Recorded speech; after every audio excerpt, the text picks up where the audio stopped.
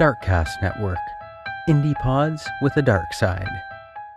Sometimes it's not the loudest stories that keep us up at night. It's the quiet ones. The ones that never quite made the headlines. The ones that left behind more questions than answers. The Final Trace is a true crime podcast about the strange, the unresolved, and the stories that slip through the cracks. From disappearances to mysterious deaths. To cases that were technically solved, but still don't sit right. We dig into the overlooked, the eerie, and the human side of every story. Because even when a case goes cold, there's always something left behind. A clue, a feeling, a final trace. Follow The Final Trace wherever you listen to podcasts, and come find what still lingers in the silence. I'm your host, Hopper Daly, and this is The Final Trace.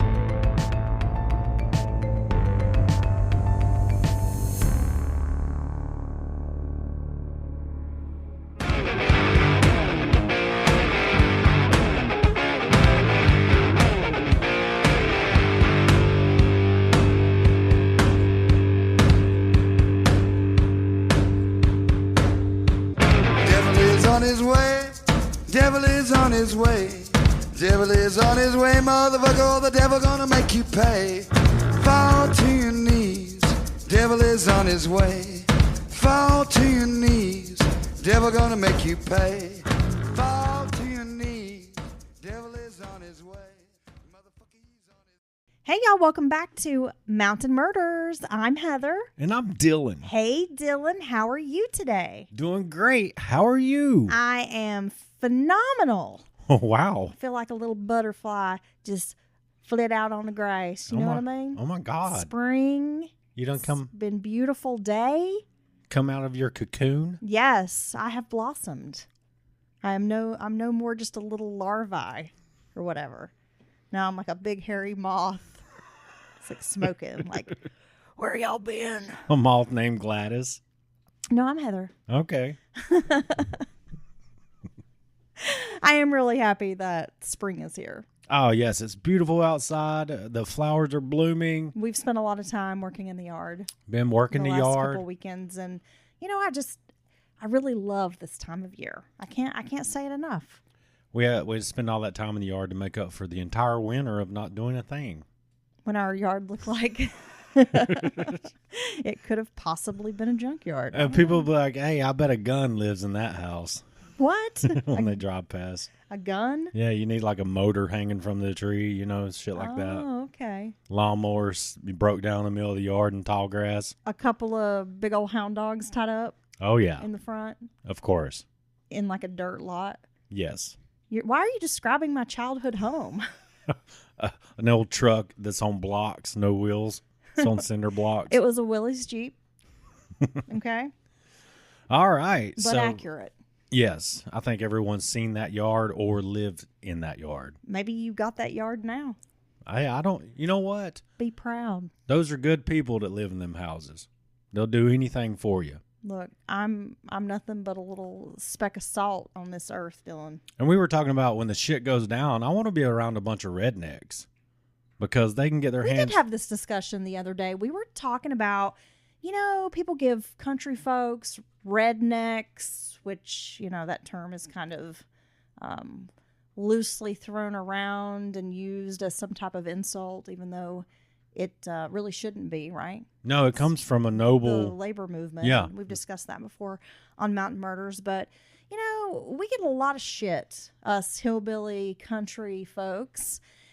And at the end of the day, I want to be around hillbilly country folks when shit hits the fan. Oh, yeah. When the hurricane hit in Western North Carolina, it wasn't the government digging people out of the hollers. It was the good old boys with their trucks and their heavy equipment And their chainsaws, and chains. four-wheelers, side-by-sides. Absolutely. They were the ones walking stuff into people. I knew some people that would walk because many little bridges and things cut communities and homes off up there in the mountains. And I knew some people that would literally walk through deep woods to take elderly people stranded way back in the country food and supplies in the first few weeks of that. Dylan, That's a heartwarming story. Oh, thanks. I didn't do it, but they did. Anyway, what this world needs is a few more rednecks. All right, so here we are in the Mountain Murder Studio with my lovely co-host, Heather. Yeah, shout out to all the rednecks. And we have a very interesting episode. Dylan, you are going to, I think you're going to be blown away by this case. Oh. It's shocking. Oh, gosh. Quite shocking, disturbing, all of those things. Are you ready to get into our episode? Color me curious. Color you curious. Ooh, Yeah. You know what shade curious is. Color you bad, too. Just look over here and you'll see what color it is. You know, I saw Color Me Bad in concert Oh. back in the day. Oh, God. Did they want to sex you up? Yeah, but I was like 10 or 11. I saw them at Carowinds. Oh, wow. Wow, that's a memory. If you're unfamiliar, Carowinds is located in Charlotte, North Carolina, and is an amusement park. You can go and stand in Carowinds and you can have a foot in 2 different states. Years ago, they had like a pavilion type area where they would have concerts. I don't think that's part of the shtick anymore. Gosh, I haven't been to Carowinds in like 20 years. I often forget it's even there, to be honest with you. I went there when I was quite young, but maybe we'll have to go back and give it a shot. It was always hot and sticky. Yeah. You know? Anytime I smell like fresh, baking, melty asphalt, it always reminds me of being at like amusement parks like that. Well, yeah, and soda sticking to the equipment. You go to sit down in a swing, and there's like cherry icy stuck clinging to the seat. It like gets on the back of your legs, and then you're walking around the rest of the day hot with like cherry icy stuck to the back of your thighs from some other kid that spilled his drink or whatever. Or if you get like soaked from a ride and you don't have high performance. The log flume. You don't have high performance materials on. Oh, you're wearing denim. That's the worst. Oh my God. Wet denim. That'll chap your ass. Oh yeah. Yeah, you're done for if you have some denim shorts. That shit'll rub you raw. You get it wet. Yeah. Walk around an amusement park for 3 or 4 hours. Some new denim shorts. Oh, Lord. Have mercy. No denim shorts. All right, let's jump into it. All right, today we're heading to Allentown, Pennsylvania. So my knowledge of Allentown is limited to a Billy Joel song. Allentown is a mid-sized city located in eastern Pennsylvania, part of the Lehigh Valley, about 60 miles north of Philadelphia and 90 miles west of New York City. It's a working-class town that blends industrial history with modern redevelopment. It is Pennsylvania's third largest city with a population of around 125,000. Okay. One of the city's key features is its diversity. Over 50% of the residents are Hispanic, Latino, particularly with Puerto Rican heritage. There's a major amusement park. We were just talking about amusement parks, Dylan, discussing those wild, wet rides. Is it a Busch Gardens? It's called Dorney Park, and they have Wild Water Kingdom, which is a popular destination for visitors from all over. Oh my gosh. I want to go to Wild Water Kingdom. Is like the whale the king? Without denim shorts. I will go here, but I will not wear jeans. The Freeman family resided in a peaceful neighborhood in Allentown. Brenda and Dennis Freeman were known for their strong religious beliefs. They had 3 sons, Bryan, David, and Eric. Brenda was born in Chattanooga, Tennessee. Dennis was from Los Angeles. And I don't know how the couple met, but they got married and had 3 sons. Dennis and Brenda, by all accounts, were active in their sons' lives. They were described as a quiet, reserved couple who participated in the Jehovah's Witness community. Both volunteered in the ministry. Now, I didn't know a lot about the Jehovah's Witness church, but now I do, and I'm going to share it with you guys. Oh, please do. Founded in the late 1800s by Charles Taze Russell, the official organization is called the Watchtower Bible and Tract Society. They don't have traditional clergy. Leadership is provided by a small group called the governing body, which sets policy and doctrine worldwide. They consider themselves Christians, but their beliefs differ from most mainstream denominations. Like, for example, God's name is Jehovah. Jesus is God's son, but not equal to God. So they like reject the idea of the Trinity. Oh, okay. The Bible is the ultimate authority, and they often use their own translation, which is called the New World Translation. God's kingdom is a real government in heaven that will soon rule the earth. They believe we are living in the last days. God will soon end the current system. Paradise will be restored to earth, and only the faithful will survive this transformation. 144,000 are believed to go to heaven to rule with Christ. Most faithful witnesses expect to live forever on a restored earth. So you're telling me I have government bureaucracy to look forward to in heaven?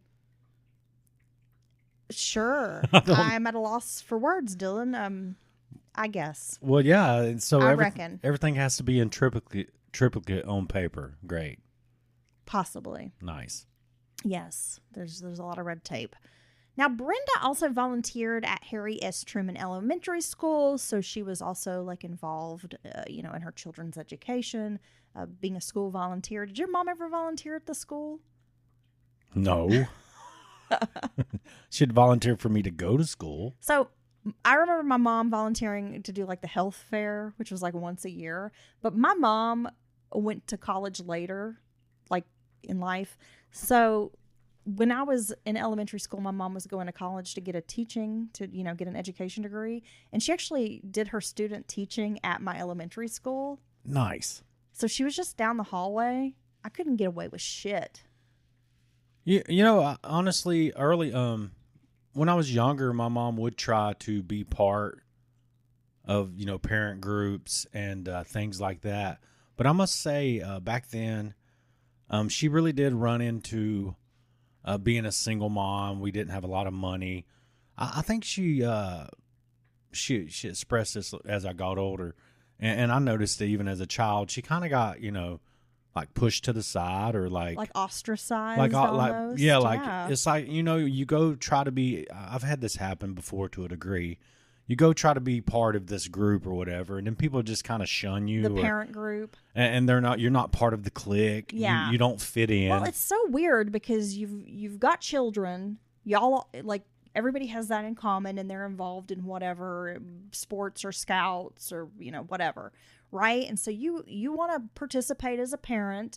You go, and then you find out it is like this very cliquish group of adults.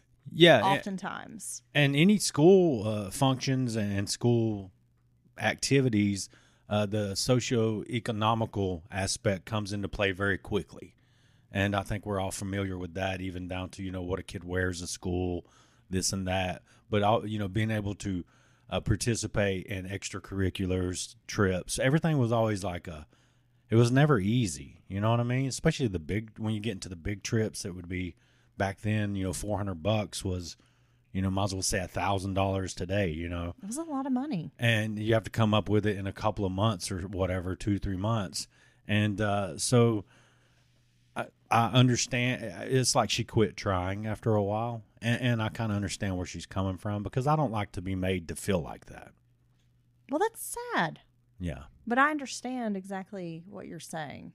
And I do think, especially when we were growing up, divorce, I'm not going to say it was uncommon because, people were getting divorced back then. In single 80s. Mothers weren't celebrated. But single mothers, yeah, they were treated some type of way. Yeah, they were. I mean, even like one time I vividly remember in Shelby, North Carolina, I was trying to join a large Baptist church. And, of course, me and my sister thought it was cool because, they had a good priest Bible school and, it was really nice. Had all the things and the good snacks.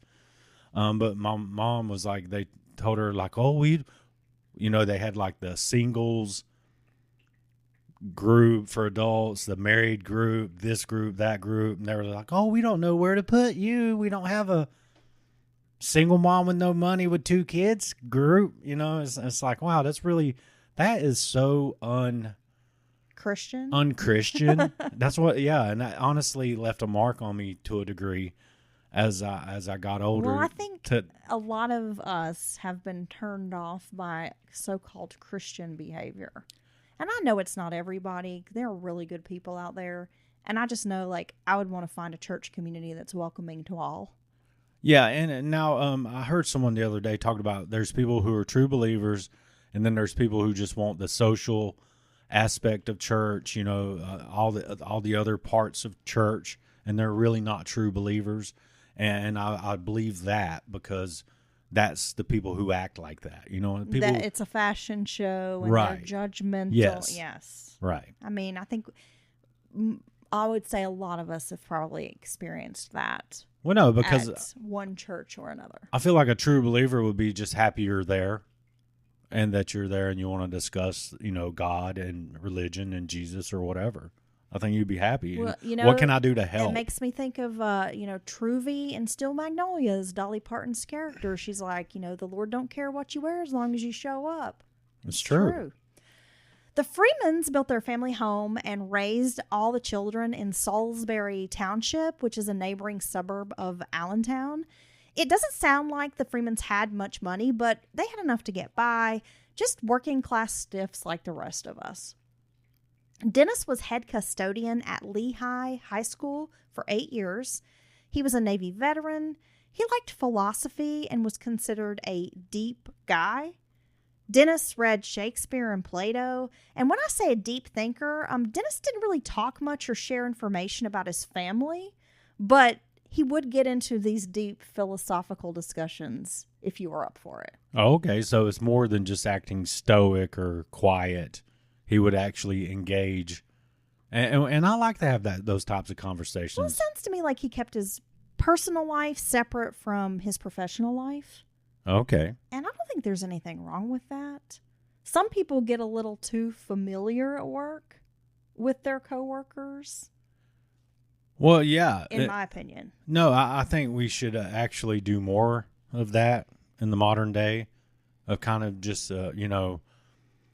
there's something about, they say leave the personal stuff at home and just come do your job with a clear mind and, things like that. I'm used to working in dangerous, jobs where, if you're thinking about something else and you don't have your mind on what you're doing, you could get hurt or you could hurt someone else. And it's okay to just be work associates. You know what I mean? Exactly. I'm going to guess a lot of us have had a coworker that we knew entirely too much about their personal life. And it was always some drama. And I'm at work. I'm here to do a job. I don't want to hear about your problems. I mean, that probably sounds mean, but this is not a time or place for it. Well, no. We're in a bank, Donna. I'm just kidding.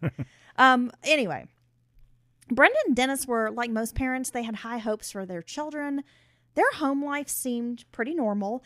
In the 1980s, Dennis would take his sons door to door to proselytize by selling copies of Awake and the Watchtower, which are, publications from the Jehovah's Witness Church. Okay. They were always ready to answer questions about their religion. The Freemans had a basketball hoop in the driveway, and Dennis often played with the boys. Jehovah's Witnesses were not supposed to drink alcohol. Their son David began drinking at age 6 because beer was being brought into their home.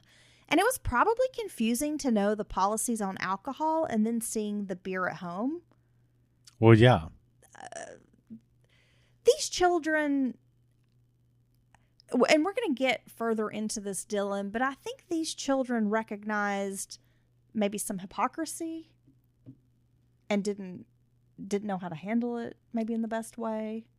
Well, yeah, I think a lot of times people don't realize children are, they're quite a bit more sophisticated than some people give them credit. And they do notice things like this, even if they don't know what it is they have or what kind of a problem or issue they have with it. They know that something's just not right. You know what yeah. Well, they're being raised in this deeply religious household, and they're being taught alcohol is bad. You should not drink alcohol. But then someone, and I don't know if that's mom or dad, is bringing beer into the home, and the boys know that's an alcoholic beverage, and they've been told beer is bad. You shouldn't drink beer. But then someone in the home is drinking beer. How is a 6-year-old getting beer? Kids steal beer. I don't know. Man, I count my beers. I know exactly how many beers I got, buddy. Or I used to. I was a drunk toddler. I don't know. You were just out of control. Dude, we've talked about this before, I believe, on the show, but yeah, I've got a photo of me with my papa's Budweiser. I'm probably about 2.5. Well, I think He would sit out back and drink a Budweiser like after he'd cut the grass or something, you know? And they say I would while out and run over and grab it, and they would have to chase me around trying to take it from me. And you're trying to suck it down while they're chasing you? Yeah, I guess I like the bubbles. I don't know. Well, yeah, a lot of kids have done that, or you know, had a little, you know, let a kid taste it, you know, They'd something have like to, that. Yank it out of my, that was like Charlton Heston or whatever. They gotta yank it out of my cold dead hand. It's my PBR. And that happens, and there's nothing wrong with that. But this is disturbing if 6-7-year-olds are really able to access alcohol and drink their fill. Children who grow up as Jehovah's Witnesses can often feel isolated. They're not allowed to participate in group activities like scouts or sports, dance classes, those typical like after-school activities. They're not allowed to be friends with non-Jehovah's Witnesses. Obedience is the rule at home, at least it was in Brenda and Dennis's house. Is, you don't ask questions, you just do what you're told. You know, it sounds very insular, and it sounds, which, it's not the only religion to kind of prefer if the other families and friends you have are of the same religion, just because of influence and peer pressure and things like that. So that's not that strange. But then with the Jehovah's Witnesses, they don't celebrate most holidays, right? Well, I was going to get into that because at school the boys didn't say the Pledge of Allegiance with the other kids, which kind of made them feel like outcasts. The boys never celebrated holidays or birthdays. When they would ask, like, why don't I get a birthday present? Brenda would tell the boys that the rest of the world was wrong for getting Christmas gifts and going trick-or-treating, like those types of things. But, kids don't really understand. Well, it's kind of why does everyone in my class get to celebrate Valentine's Day and have a party and I have to sit out? Well, it's kind of a hard sell to a kid. You know what I mean? That everyone else is doing it the wrong way, but we're the only ones doing it the right way. They're all having fun, but trust me, your soul will thank me later. It's better this way. Yeah. I mean, kids, again, they don't understand that. So I'm sure the kids are they're having a difficult time with this, and then maybe they're seeing a little bit of the hypocrisy. Because, like, for example, Dennis was an archer and had, like, been on an archery team and that kind of thing. Okay. But, like, his sons weren't allowed to do an activity or a sport. I mean, just, those types of things. I mean, kids are not stupid, right? I mean, they're pretty observant and aware. And a lot of times adults think, oh, well, they don't know these things, but they do. They pick up on all kinds of stuff, right? Oh, they do. So I'm sure these kids were feeling like maybe mom and dad are a little hypocritical. Bryan and David watched their uncle, Nelson Birdwell, be arrested 14 times. He was convicted 13 out of those 14 arrests. Damn. So again, as a child, trying to rationalize that kind of against their religious upbringing was confusing. Brenda and Dennis had grown up this way, and so they raised their boys the same. Their children would be discouraged from pursuing further education. They didn't really believe in it. Well, believe in college. Yeah. They felt like your purpose was to serve the Lord. God's coming back. We're in the end days. You don't need to go get all that fancy schooling. God's going to give you a job with benefits and a 401k. By the time the boys reached adolescence, Bryan and David were considered difficult, hard to discipline, and out of control. Then there was Eric, the little brother. He was terrorized by his two older siblings. Now, it doesn't sound like typical brotherly quarrels either. David and Bryan defied authority and didn't like being told what to do. It also seems like as they grew older, they became pretty physically, imposing young men. So they would beat their brother up. And not just kind of play fight, but like out for blood. Like a physical assault. And he's a little guy. He's a little kid, right? And at the time of our story, We've got a 17 and a 15-year-old, and then I think Eric's 11. So imagine a 17-year-old beating up an 11-year-old. I mean, that's not okay. No, it's not okay at all. They were rebellious. Growing up in a religious household, the boys sought ways to defy their parents and authority in general. They rejected their religion and joined a group of neo-Nazi skinheads. Oh, that'll do it. That'll do it. That'll show mom and dad. Now, surprisingly, Dylan, Detroit was the epicenter for RAHOWA, which is a racial holy war. It's called RAHOWA, RAHOWA. I guess that's how you say that. That stands for Racial Holy War. White supremacists spread their dogma to America's disaffected youth from a city divided by racial tensions.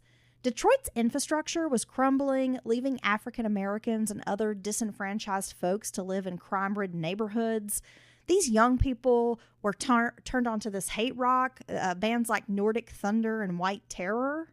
Screwdriver was a punk band formed in the 1970s by a musician named Ian Stewart. Stewart held white supremacist beliefs, and neo-Nazis encouraged him to express these ideas, which in turn attracted young fans. The National Front set up a record company called White Noise. Stewart's first recording released from the label was this polarizing song called White Power. Oh, and I wonder what that song was about. Resistance Records, which was based in Detroit, began signing white power bands. The label knew how to market the music, unlike this White Noise record company. Resistance Records had their shit together. Like, your mom's gonna hate this. Yeah. Buy my album. It's with Resistance Records really that this music started to take off. It doesn't surprise me that would be there in Detroit because so you got the Skinheads, but then you also have what was born of the labor struggle and movement, not only here in the U.S. but also in the U.K. and other countries.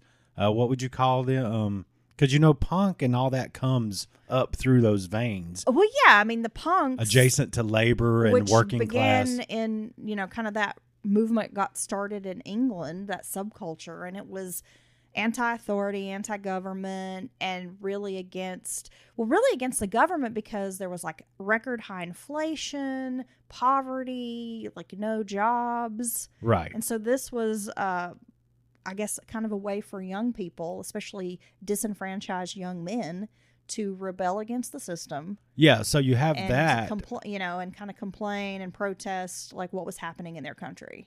Yes, exactly. And a lot of times some of their aggressions and things would be pointed towards immigrant populations. Well, a lot of people, there's this whole myth. I'm sorry to interrupt you, Dylan, but no, there's you're this fine. whole myth, and I see it perpetuated by a lot of younger people on social media.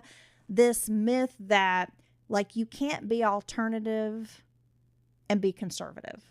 Okay? And punk and all this is rooted in these very leftist ideas. And the thing they're missing out on is that a lot of these punks at that time, they might have been somewhat accepting or open-minded about the LGBTQ community. I mean, because once you get into punk and glam rock, and you've got androgyny, you've got the New York Dolls, Johnny Thunders, very, much wearing makeup and big hair and women's clothing and that kind of thing. So you did have a lot of open-mindedness, and you had the punks were friends with the rude boys, and they like reggae and ska, and some of that bleeds over into punk when you get into the Clash and whatever, the Specials. But people fail to realize that there was this backlash against immigrants in England, and that many of these punks were beating the shit out of immigrants. They called it Paki bashing. They specifically would target individuals from Pakistan or who had a Pakistani, background, that ethnicity, or were Indian. That was a whole thing. Yeah, and see that, and that always happens whenever there's a economic downturn, or jobs dry up, or inflation goes to the roof and things. People always want to blame someone, and sometimes that those people being there is affecting you as far as your housing, availability of jobs, things like that, resources. And but yeah, they certainly do have that element in them in Well, their and history. you had many of those artists as well. I mean, even David Bowie back in the 70s showing up wearing like a Nazi uniform or wearing like the armband or a t-shirt with a swastika on it. And it was really more about like the shock factor and being in your face. But when you couple some of the ideology of the punk movement and how they were feeling very disenfranchised, and you get these folks who do have these kind of racist leanings, Well, they can glom on to that. you can see how they were able to sway some of these young men, these punks and young women into this like neo-Nazi skinhead movement, right? Yeah. Punk skinhead, yeah. Well, it's so similar. If you meet a group of people who have some similar ideas, and then they have a bunch of ideas you don't believe or share, just that the fact that you do have some things in common, it's easy to have conversations and things like that. Well, right, and just because, I mean, I'll use this as an example. Just because you have a group of pro-life individuals who might protest outside of an abortion clinic and or have a pro-life march, something like that, doesn't mean that they want to go bomb abortion clinics, right? I mean, you have like these fringe groups of extremists, and like you said, they glob on to a movement. So then you have these extremists who might glob onto this pro-life movement, Yeah. and go bomb abortion clinics, but these other people don't have anything to do with that. But they're then they're not all Eric Rudolph, right? Yeah, and then all pro-lifers kind of get lumped into that group. Every group has extremist and a fringe element to it. It doesn't matter the group. Exactly. I mean, I was just using that as an example. That's a good right? example because the squeaky wheel gets the oil or whatever. You know, that's the loudest voices or whatever is what gets the attention, no matter how small a minority they may be. Right. So without, again, giving everybody a big music lesson here or whatever, it's easy to see if you know like the history of punk music and you know the social setting, what was happening at that time period and all. It's kind of easy to see how some people could make the the move from just being like, hey, I'm a punk to like, oh, now I'm this neo-Nazi skinhead. Yeah, I'm an anarchist, but now I'm a racist dick. Yeah. Right. Anyway, so Detroit was a hotspot for Resistance Records. They were producing, and Detroit's always kind of been known for its music scene, but they're producing these records. It's kind of underground, I guess. These white supremacist bands almost had like a cult following, if you will. I mean, for lack of better words, I don't know how else to say it. So, there were young people out there who were getting these records and these bootlegs and thinking like they were really doing something because they had this very taboo music, right? Yeah, and it sounds like this Resistance Records was a little more sophisticated. Well, they were a little more savvy. Like marketing and recruiting and how to get these, tapes because of, cassette tapes, like how to get this music out to young people on the street, passing them out, festivals, that kind of thing. It's trunk music. Yes, trunk music. Yes, selling it out of the trunk of a car. But, the Freemans had been troubled by their sons since they were, beginning adolescence, you could say. The Freemans tried counseling for their boys for years, and at some point, Brenda and Dennis attempted to have the boys hospitalized. Outside influences turned the boys onto heavy metal music. There were also these issues with drugs and alcohol, and at least one of the boys was arrested on underage drinking charges. Brenda's father, Nelson Birdwell, said he believes a dispute at church caused a rift between the boys and their father. I couldn't determine the exact nature of the incident, but it involved a personal issue between Dennis Freeman and some of the church community. And when the boys learned about this dispute or incident, they lost respect for their father. The boys valued strength, and they viewed their father differently after learning whatever this information was. Oh, wow. So now they're viewing him as like weak, or he's fallen from grace. But they're brought up with these like very strong ideals. Well, and that's an important issue if you have sons, even if they're wrong, for them to be kind of view their father. He's fallen out of favor with them. They're not going to follow his lead anymore. You know what I mean? Well, right. They're brought up with these very strong ideals, and they're taught obedience. Don't question. This is just how it is. And this respect for your mom and dad. And they're up on a pedestal. So then when you learn something, and I think we've probably all experienced this, you view your parents in a certain light. And then when you find out they're humans, they have a flaw, maybe they have a problem, whatever. Sometimes it can make you see your parents in like a different light, Yeah. If that makes sense. And I think that's kind of what happened here. The boys were sent to a residential treatment center, and when they returned like to public school, David and Bryan showed a marked change. So the boys who had once upon a time come to class in, button-up shirts and ties, little sweater vests, the little preppy, very preppy look, were now wearing these black t-shirts, black boots, military boots. They had shaved heads. They spoke of Satanism and increasingly of racial hatred and violence. Oh, my God. So going to treatment did not seem to help. It only seemed to make things worse. Yeah, I think a lot of times, of course, I've never been part of any race-hating group. Are you sure?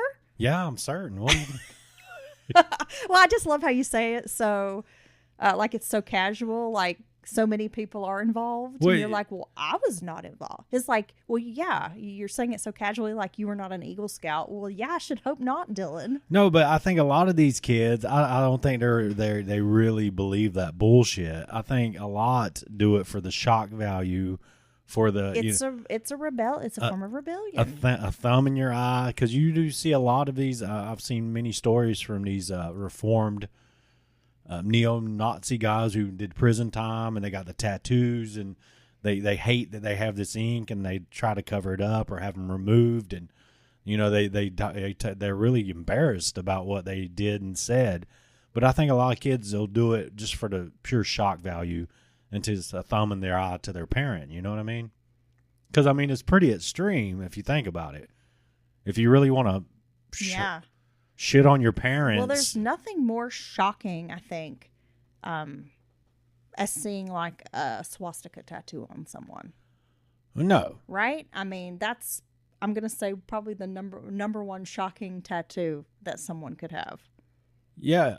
Yeah. I would say it's got to be top 3, right? I think people are... maybe it's the top would 1. almost like physically recoil seeing something like that in their... You know what I'm saying? Like it is so...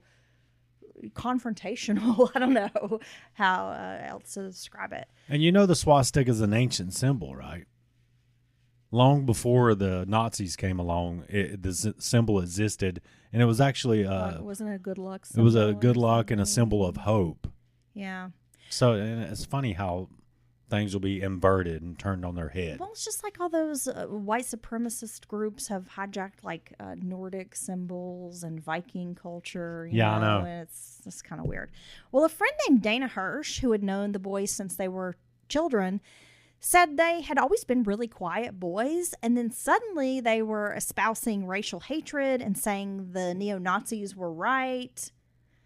One day, all the black people would be killed. So, these kids that went to school with them were just like, what happened to you? Like, they were started out, like, they were kind of getting into trouble, drinking, listening to heavy metal, rebelling against their parents. Yeah, fuck my parents, man. But then all of a sudden, now we're skinheads, and now we hate everyone who isn't a white person. God, that would be very shocking to have a friend do that, right? I would be like, what in the world's going on here? Yeah. I don't even know how I would react. I would certainly quit being friends with them. Well, I don't know. I'd almost be like, I'd have to laugh and be like, "Are you fucking kidding me?" Yeah, Like, yeah. I think I would quickly. where are you, Ashton? Am I being punked? I think I very quickly might start making fun of them because that's pretty ridiculous. There was complete disorder in the household, Dylan. Troubles escalated. Over 2 years, police were called to the Freeman home 5 times, but no charges were filed. And I'm not exactly sure the nature of these calls. The boys began sneaking out. They would drive to Michigan and Atlantic City without permission to meet other skinheads. Oh, wow. I mean, most parents are not going to be okay with their 14, 15, 16-year-old children leaving home, driving across state lines, but especially to go meet like a hate group. Well, yeah, I was going to say that they wouldn't be happy for any reason, but that would make it even worse, I guess, in a way. Since 1978, Dennis's sister Valerie had lived in the Freeman household. When her nephews began acting out, Valerie became a target of their rage. The boys would urinate in her shampoo and leave animal bones in her bed, which she felt was almost like some kind of ritualistic type of thing. Oh, yeah. Now, it sounds like chicken bones and stuff. Yeah, but but still. look, pissing in my shampoo, bud. That's way too. I think it's time for me to find somewhere else to live. Yeah, I mean, they're making everyone's life a living hell under this roof, but it does seem like they particularly like set their sights on their little brother and their aunt, Valerie. Dennis had been at a loss about how to handle his sons. He suggested, maybe if you move out, things will get better, to his sister. Sadly, they didn't get better. She did move out, but she still saw her family regularly, and she was very close to Eric. The youngest Freeman brother was a target of his older brother's bullying, and she would see just how cruel they were to this child. And they're older. I mean, they're teenagers, and he's a kid. That's crazy. Yeah, I mean, she just like did not understand what was going on. Bryan and David hated Eric. They thought he was spoiled and that he was always, quote, kissing up to their parents. Because he was just, acting normal. Yeah. Yeah. Eric was afraid of his older brothers. Well, that's like the addict sibling calling the regular normal sibling a goody two-shoe. You know what I mean? Yeah. You're always like going to work and, not banging heroin in your arm. Who do you think you are? You think you're so much better than me. Well, it almost seems like when Valerie was under the same roof, she could kind of keep an eye on Eric and maybe almost intervene or try to protect him. But once she moved out of the house, she was really worried about what would happen to her nephew. In January of 1995, Brenda was unsure how to handle her boys. I mean, they were so out of control. She contacted Barry Morrison at the Anti-Defamation League in Philadelphia, but the ADL seemed more interested in gathering information about the neo-Nazi organizations than in helping Brenda. Morrison told her he didn't have any advice and didn't know what to do about her sons, that he would try to figure out like maybe some resources to help her or call her back with some advice. But it sounds like, after some days passed, he was like, look, I've racked my brain. I've asked everyone, like, how can we help you? And, like, we don't know. Damn. We don't know what to tell you. That would be kind of a scary feeling, right? Well, yeah, but what do you do? Well, yeah. Well, it's tough. one thing to have an out-of-control teenager, defiant, what have you. But it's entirely something else to have your child like part of a hate. I mean, that's so abstract to have your child be a part of like this hate group. Well, yeah, I don't even know how you would deal with that. I mean, I've had I guess you could quote unquote out of control teen to a degree. You were an out of control teen. I was not. I was a good boy. You're out of control now. Look at you. I was an out of control adult. That's very true. At points in my life, but yeah. Well, and for one, you have multiple. The two sons, they're kind of like a team. I'm sure they feed off of each other. Absolutely. Trying to one up each other. How shitty can we be? They probably think all this stuff's really hilarious and it's not funny to anyone else in the house. And it's all very shocking. And then you add the freaking skinhead shit in on top of that. I mean, it's almost too much to even contemplate. Really, Brenda was in constant anguish. She wasn't supposed to seek help outside of her church community, but she had to. I mean, at this point, she was like, I don't know what else to do. She's looking for answers, like, just anywhere. But nothing seems to be a fix. Well, you very quickly in these situations get desperate as a parent. On February 26th of 1995, something seemed amiss at the Freemans' home. The weather was cold with ice and snow. A major storm had hit in early February, bringing like a heavy snow to the area, with many places in Pennsylvania receiving 10 inches or more. Damn. They call a noista. Okay. So at 5:45 a.m., a teenage paperboy made his way through the snow to his last delivery, which happened to be his next-door neighbor's house, the Freemans. The Freemans were one of the last families on his paper route. Now, normally the paperboy saw Mr. Freeman outside at this time warming his vehicle. Since Dennis Freeman never missed a day's work and never seemed to be running late, the boy took notice. When he goes to deliver the paper, his next-door neighbor is not outside. Because basically every morning when he finishes up his route, he sees Mr. Freeman. It's the same time Mr. Freeman's getting ready to go to work. Oh my God, is that jet flying through the house? Like, what is happening outside of our home?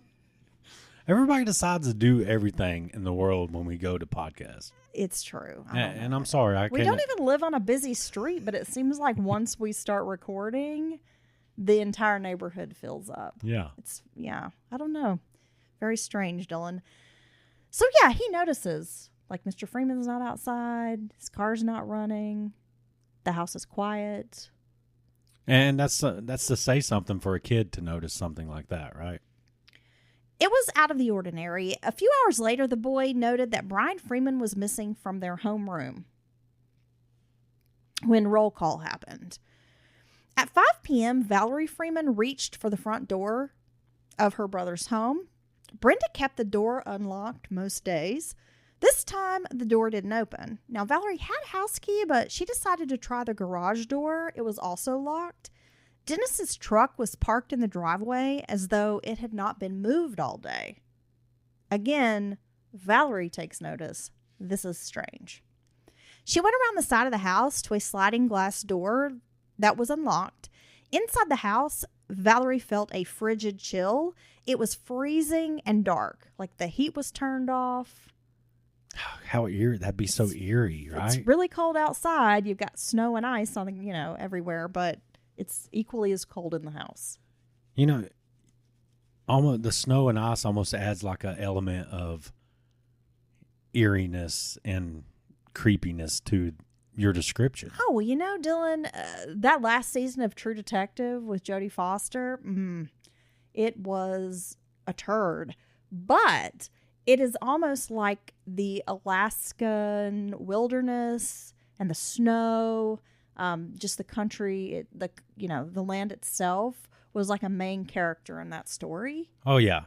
And it was absolutely like terrifying. Darkness.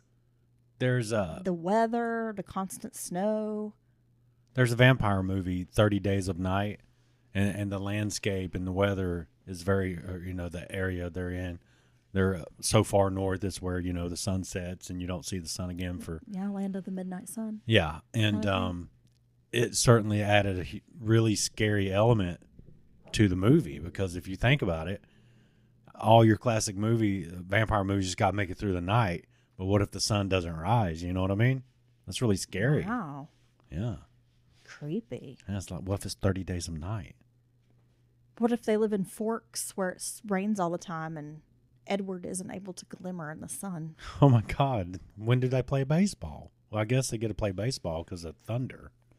The silence was giving her the creeps in this house. I mean, not only is it freezing inside, no lights on, dark as hell, but it's just quiet. So you expect, even in this freezing cold landscape, a warm, comfortable house to come into. You know what I mean? So you come inside, and it's dark, it's cold, it's dead quiet. There's no sign of life.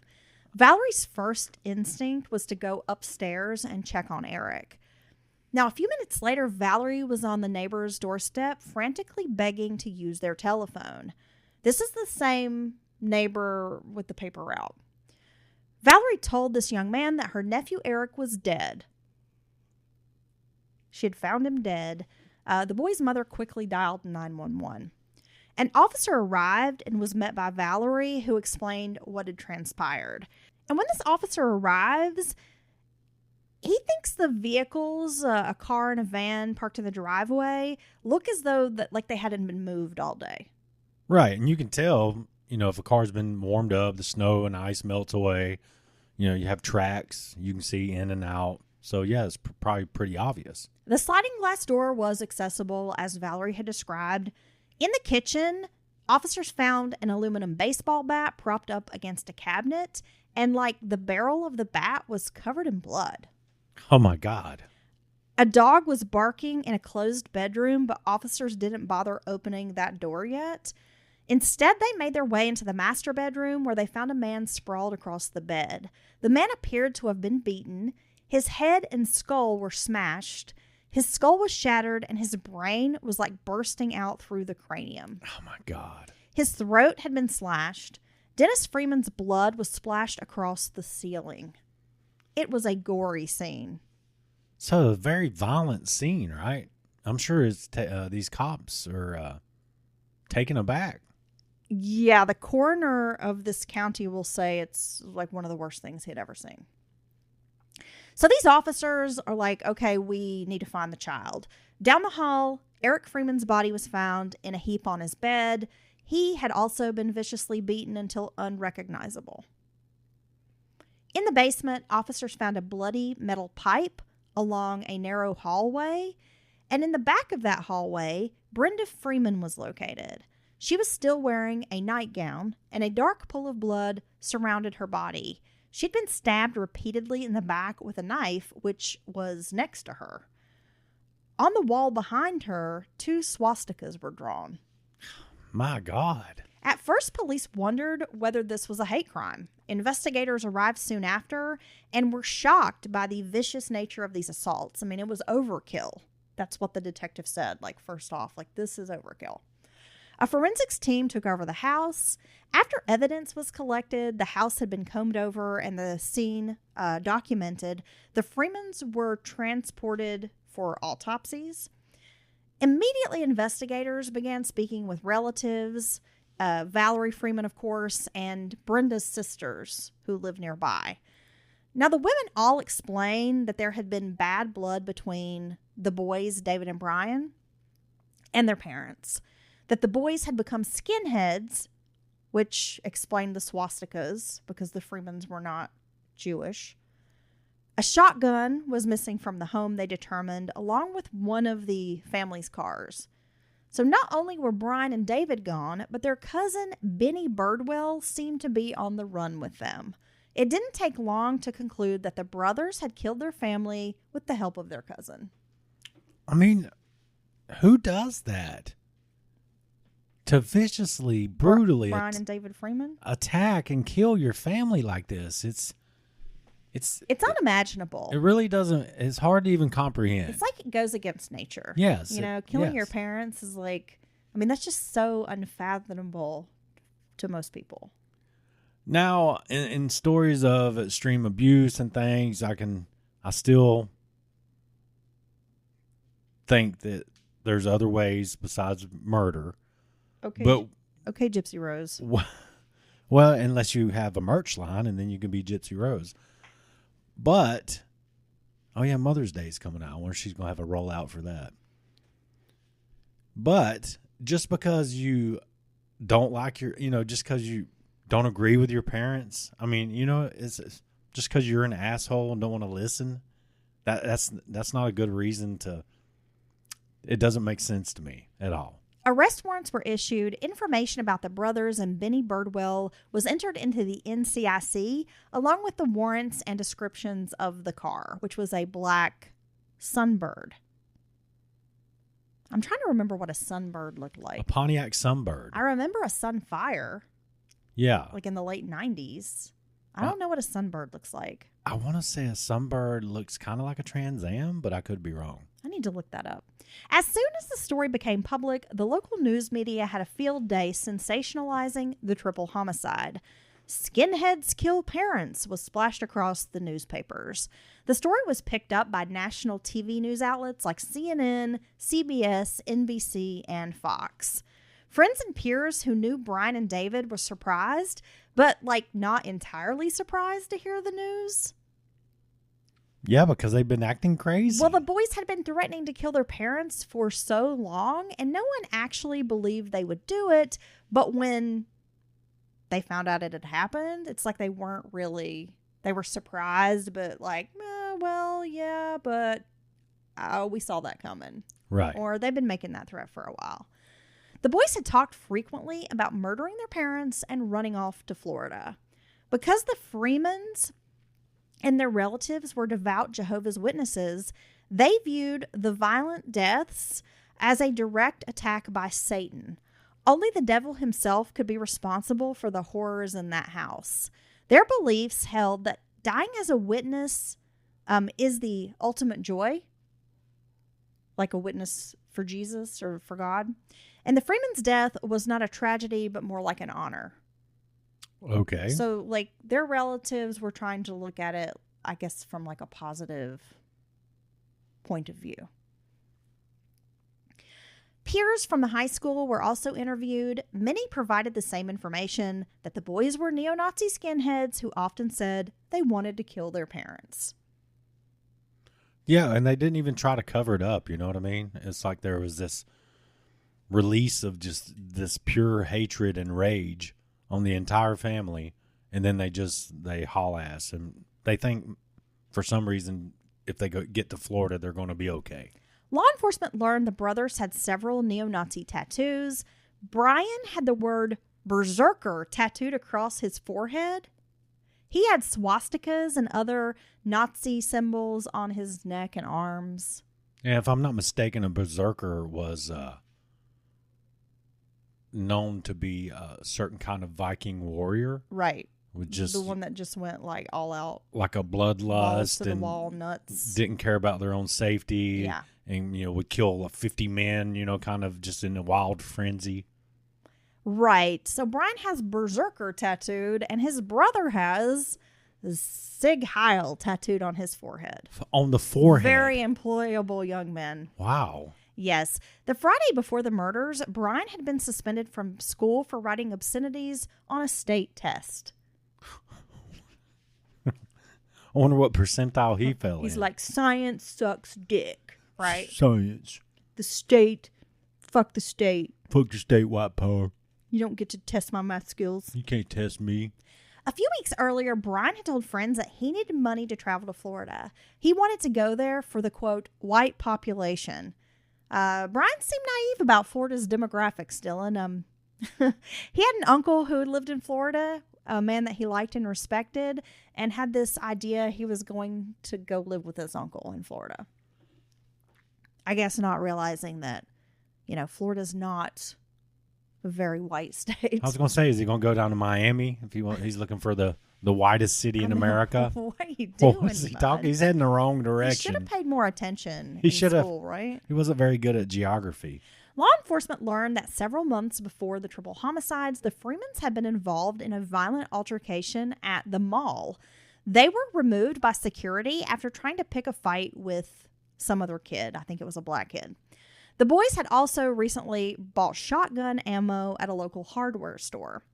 Another story surfaced among the friends that Bryan and David had beaten a black boy with an 8-ball in a sock. Like they had just been driving through Allentown and saw this black teenager walking down the street, minding his own business, and they jump out of the vehicle with an 8-ball in a sock and just start wailing at this kid. So it's a hate crime. Well, police are like, that's a hate crime. Absolutely. I mean, so they're starting to really, law enforcement is getting, I think, a pretty good picture of who these young men are. They're a couple of pieces of shit. Shitbirds. Bryan's parents recently sold his Camaro because of his bad behavior, and friends said he may have been driving a blue Cadillac, which David had recently purchased, but he didn't have a driver's license, and he was letting his older brother drive the car. A week before the murders, Benny Birdwell and Bryan had gotten jobs at a Wendy's restaurant. Oh, okay. Bryan jumped up on the counter to recreate the 1939 Reichstag speech, and somebody said, "Sir, this is a Wendy's." I'm not familiar with that speech. It was a bad joke. It was like a big speech Hitler did in Oh, 1939. okay. I got you. "Sir, this is a Wendy's." Yeah, okay. Whenever your head. Apparently, I'm hilarious. Only I think so. Now, could you imagine going? So, what's he got? Is he the Sig Heil or the Berserker tattoo? Now, Bryan's got Berserker. Oh, so you go to get your 4 for 4 Well, or this whatever, is back in the day. or so you go to get your classic, Dave's classic, and maybe a Frosty. I don't know. It might be too early for the Frosty. Yeah, Frosty. And then this guy is who's serving you. Exactly. But it goes to show you that you can still Would get you like a side of white power with that? you can still get a job, even with a tattoo like that across your forehead. Maybe they wore hats. Yeah, I'm thinking maybe they wore ball caps. Okay, that makes sense. You know, fast food, a lot of times a hat is a part of the uniform. Maybe it was covered. I don't know. Maybe they were just desperate for employees. Despite the press coverage, no one knew where the boys were, because they're being plastered all over TV, newspapers. Like I said, it's gone national, the story. All the major... I can't talk today. All the major newspapers had picked up their photo. Oh, I'm sure this has all the makings for a sensational story. Well, yeah, and let's be honest, there are not a lot of neo-Nazi skinheads running around with Sig Heil tattooed on their foreheads. They're going to stick out. Right. While everyone was searching for the three boys, they headed west to the Ohio Valley. They checked into Truck World Motor Inn and paid cash. A truck driver heading to Pennsylvania had spotted the three skinheads, like in the parking lot of this motel, because, again, they stick out like a sore thumb. I mean, there's no subtlety in those forehead tattoos. They should have had like wigs on. Yes. Like long blonde wigs. The motel clerk decided to keep a close eye on them. I mean, they were teenagers after all. They were skinheads, and he could just tell, like, they were trouble. Right. Because they paid in cash, they had to maintain a record, like the motel had to keep a record of their phone calls. One call went to Domino's Pizza and another to Michigan. Bryan had met a guy named Frank Hess at a New Year's Eve concert.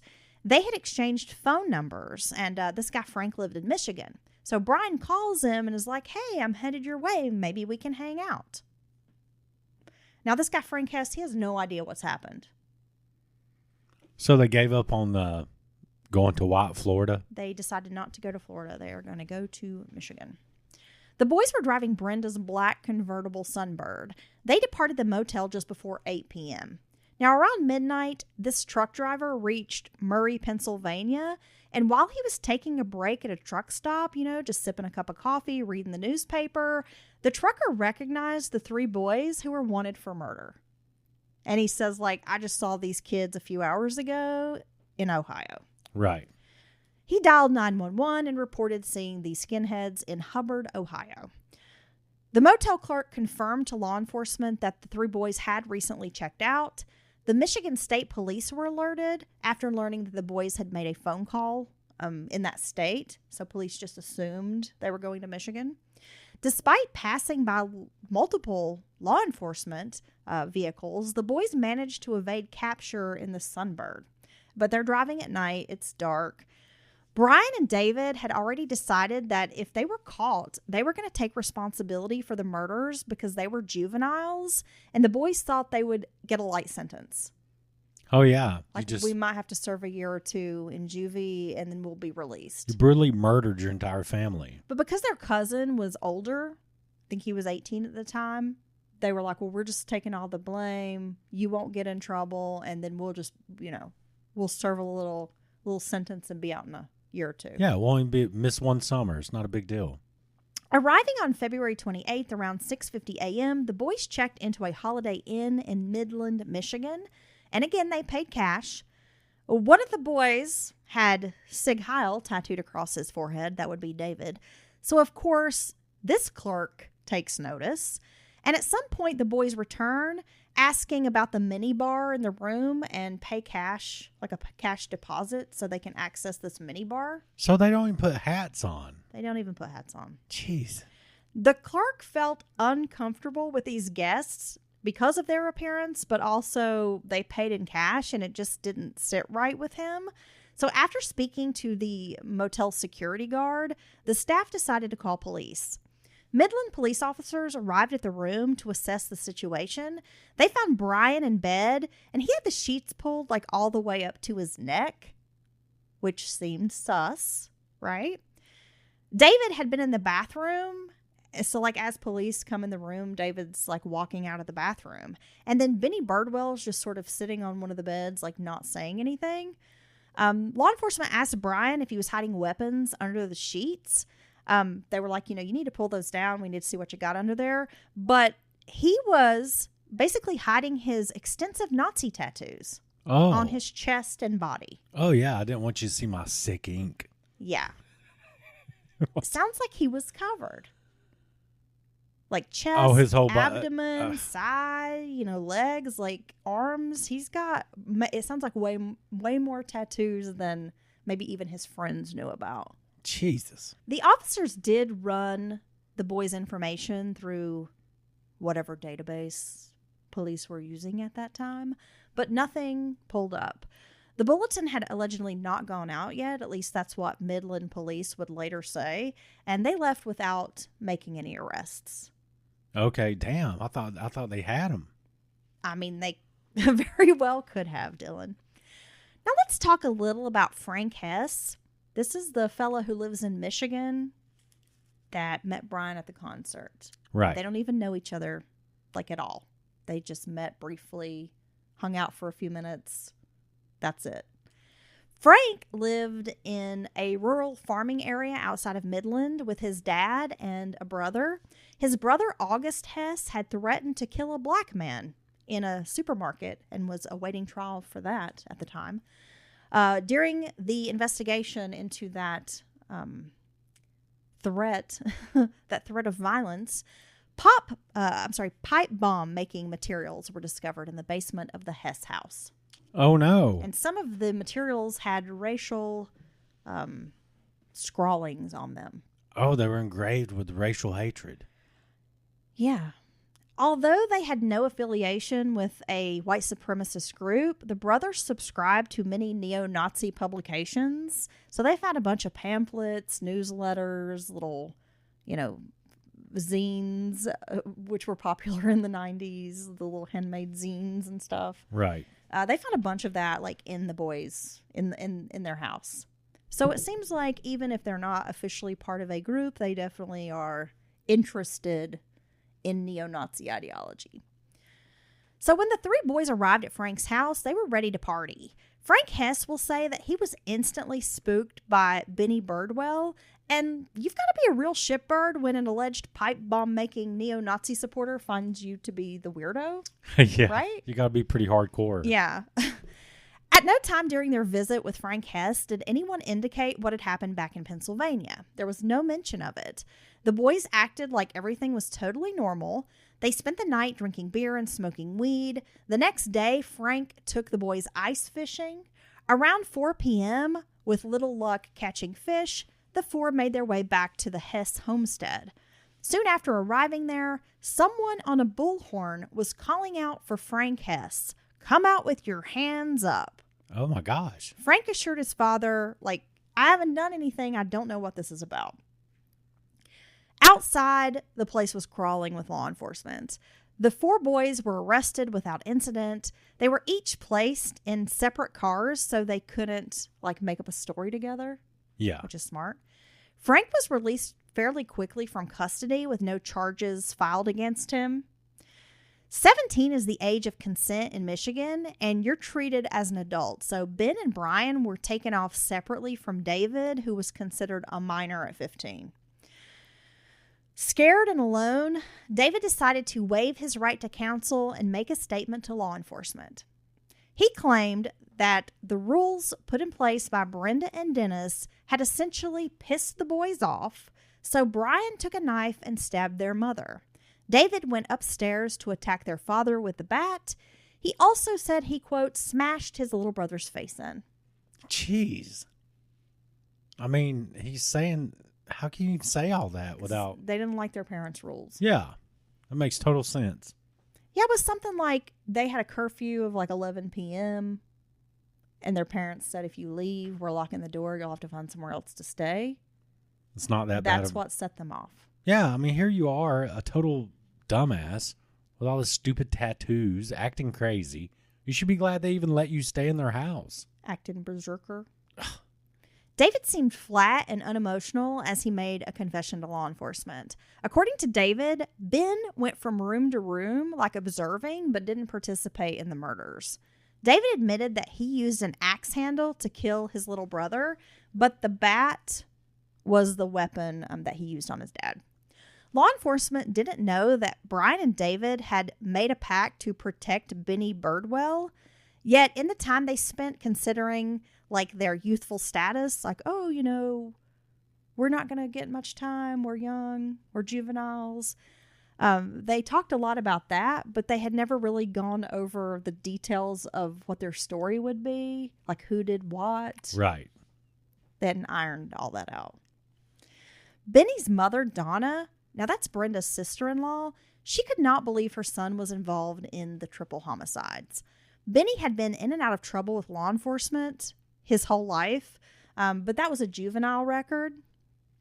So she just could not believe that her son with a lengthy juvenile criminal history was somehow involved in this. Yeah, it's total surprise. His father, Nelson Birdwell, as I mentioned at the beginning of the podcast, had a criminal record as well. Remember, he had like 13 convictions. Yeah, 14 arrests, 13 convictions. Right. But again, she just cannot believe that her son might be involved in this. No, I don't know where he got it from. Benny maintained his innocence during interrogations, saying, like, yes, I was there and I witnessed what happened, but I didn't participate. Their plan is going perfectly. Dennis, Brenda, and Eric were laid to rest on March 6th of 1995. During the funeral service, no one mentioned Bryan or David. Bryan pleaded guilty to his mother's murder to avoid the death penalty. David pleaded guilty to murdering Dennis. Benny Birdwell was tried for all three murders. He was convicted of Dennis Freeman's murder after DNA was found on his t-shirt. No one was convicted in the murder of Eric Freeman. How's that work? They were spared the death penalty, but all three received life sentences without the possibility of parole. The day after the Freemans were captured, 17-year-old Jeffrey Howarth shot his parents, George and Susan, to death. They also lived in Lehigh County. Now, after hearing about the Freeman murders, Jeffrey claimed he had been inspired. Okay, that makes no sense. He was found not guilty by reason of insanity and remains at a state hospital under supervision. Now, the brothers have filed several appeals. In January of 2026, a 3-judge panel of the Pennsylvania Superior Court vacated sentences from February of 2024, stemming from a 2012 U.S. Supreme Court decision that mandatory life sentences for juveniles are unconstitutional. The brothers' resentencing was set to between 60 years and life in prison, giving them the possibility of parole. Man, they should have got the death penalty, I think. I don't know what the outcome. There's still this appeal, this 2026 appeal, so I don't know what's going to happen with that. Bryan and David Freeman have shown remorse for the triple homicides. In 2003, Bryan reached out to his family and asked if they would help him return to the Jehovah's Witness faith. David also expressed deep regret to his family and asked for their forgiveness. The brothers, according to relatives, have experienced deep personal growth and a return to their faith. Well, I mean, I have no doubt they were so young when this crime happened. I'm sure that all this time has passed and they've had a lot of time to think about what they've done. But you know what they say, Dylan? No one knows Scripture better than the devil. But I mean, what you did was so horrible for such a dumb reason that I don't think you should. I don't think you deserve to be alive. I mean, maybe I'm hardcore with those thoughts, but I think once you go across certain lines and you do, I think that's the whole point of the death penalty, personally, is because once you cross a certain line, you do whatever horrible thing, you don't deserve to be a part of society anymore. You don't deserve to continue living when your victims did not. And their last moments, this poor family, their last moments are seeing their enraged, crazy ass, son or brother or whatever, attacking them to murder them. I mean, that's after they've been living in fear for years. Yeah, after they've tried everything and probably spent all kinds of money and effort, and this is the payment they get. Well, now this is what I consider, Dylan. I always think about, would the convicted individual go on to commit more crimes if they were released? Have they been rehabilitated? Like, what is the likelihood that they would reoffend if released? And I guess, I think about these young men, and they did go to prison very early. They had no time to ever experience adulthood in the free world. They literally don't know how to function outside of a prison setting. Right. And now they're, probably in their late 40s, early 50s. They've never been on the outside. They've never paid bills, really maintained a job, had a household, those kinds of responsibilities. And and they're institutionalized at this point. Would they even be able to function just normally? And I'm not even talking about the crime aspect, but just normally under these circumstances. It'd probably be very hard for them to even try, right? Because they'd have to, like you said, figure out all the little things in life because they haven't done those things. And when you think about it, I mean, it's very sad to think someone around our age has been in prison for the last 30 years. I mean, can you imagine being locked up at 15 and prison's all you've known your entire life since 15, and it's like 30 years later? I mean, when I think about that, I do have a heart, and I do feel, I guess, some compassion for these, young men who did this very bad thing. But then now they've grown up, they've matured, their brains have fully formed, and they seem to be, I guess, doing well, I guess, as far as you could say in prison. They're not getting into trouble. They're, I guess, having good behavior, that type of thing. And, do they deserve a chance at life? Do they get a second chance? It's a really hard question to answer. I say no. I don't think they deserve to live. And that might be a kind of a cop-out. I understand what you're saying.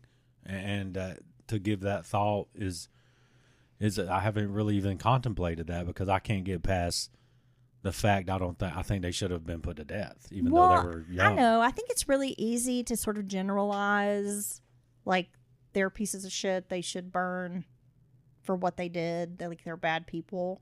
I think it's really easy to generalize that, but when you really get into the meat of it, we don't know them personally, but I just think about, like, your daughter or something. Like, if she went to prison now and spent the next 30 years in prison, like, I would have a hard time being like, yeah, she deserves to spend the rest of her life there after she's maybe matured or grown up or realized she made a bad decision. You know what I mean? Like, it's really hard. It's a really hard debate to get into, I suppose. No, it's hard. I don't have the answers. And it's not black and white, but honestly, if my daughter participated in 3 murders of this nature, I would feel the same way. I would feel like you abandoned all your rights, hopes, and dreams. Right. I mean, I guess I understand why their family I get feels it. the way they do, and they love these young men. And I've never been put in this position. And they've seen their growth and their change and the true feelings, that they have now about what they did. And so I understand the families like wanting these men to have a second chance. But I do think as outsiders, it's easy to just be like, fuck them. It is. Let them rot. But, these are real people, and they have real families, and they have people who care about them despite what they may have done. So it's just, again, it's a really tough call, and I don't have the answers. Just murder your whole family like that. But I do think it is a particularly heinous crime. The level of brutality, and especially for such young people to exhibit that level of brutality. 15 and a 17-year-old? See, that's what I'm saying. I think that's what I'm saying. That's my point. Part of my point. That kind of extreme violence, I mean, it's very scary to think such young people have that kind of just hate inside of them. If you can do that to the people that are closest to you, and you're capable of that type of and level of violence, I will never trust you completely. I don't care if you spend 100 years in jail. I think you could do it again, given the right set of circumstances. Well, Dylan, it's always interesting to discuss these topics with you. That's right. We don't always agree. No. But I do enjoy hearing your point of view. And that is the spice of life. Bringing your fresh perspective. Oh, yeah. And I'm sure our listeners probably have some thoughts about this case as well. And if you would like to share those, you can do that by emailing mountainmurderspodcast@gmail.com. I would like to remind everyone of our merch store. If you visit our website, mountainmurderspodcast.com, you are going to find a link to our merch store. We have some new designs, some really cool cups. There's a really awesome pair of shorts for the ladies. And maybe the gents. I don't know. If you want a pair of biker shorts. Yes, Heather has some cool mini T-shirts, tanks. Many great designs there, all made by Heather, of course. And it's really some cool stuff. And she keeps prices low because, hey, we're not trying to get rich out here. We just want to spread the word. Thank you, Dylan. Yeah. Yeah. That's right. Make it fashionable. It's clothes it's apparel for the people. It's fashion. It's high fashion. I'm going to start an apparel brand. I'm sure you can. Yeah. I always hear advertisements for Shopify on podcasts. Yeah, it makes it all your online merchanting easy, right? Just one button checkout. What they say. It's the one, anyway. I heard them. I believe you can do anything you put your mind to. You're like Barbie. You can be anything. Okay. Bye, Dylan. Bye.